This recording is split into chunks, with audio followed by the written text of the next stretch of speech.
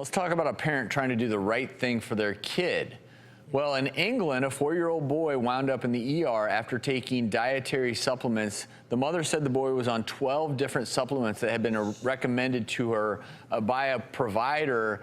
And the list goes on and on. Vitamin D, calcium, cod liver oil, camel milk, silver, blah, blah. Like literally the list of supplements a 4-year-old boy was on is quite long. I'm not surprised. This child had 3 weeks of vomiting, was losing weight, had no appetite.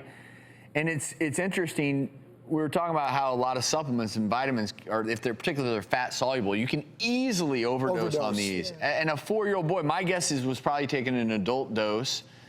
This stuff can get scary really quick. Obviously the mom's trying to help, right? And they think, okay, well, if a little bit is a good thing, then a lot is a great thing. And that does not work with supplements. You can get into big trouble, whether it be vitamins and a overdose on vitamins, but you can get electrolyte abnormalities, absorption problems, all sorts of myriad things as a result of supplements, and I don't think people realize that. I got to tell you something. This story really hit me because this kid has autism, and you all have heard me say over and over again, my son has autism, and when my husband and I were looking for ways to help our son, Marty, we went to a doctor that prescribed all kinds of supplements for Marty. We paid over $10,000. Like it wasn't covered by our insurance. No, this was a medical doctor, but I'm gonna admit this. We went to her home.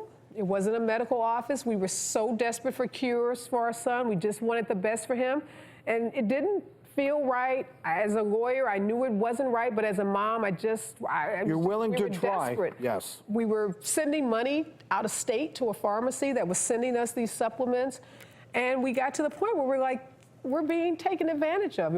Our son wasn't getting better, it wasn't helping us, and we were just spending money. And I know lots of parents out there with kids who have autism or any disability. Sometimes we're just desperate. And well, thank you for sharing that story. So thanks for raising this awareness, and as parents, we don't often know. This practitioner, I humbly believe, should be brought to justice in one way, shape, or form, or have their license revoked. The child is not just a small adult. They have a completely different physiology.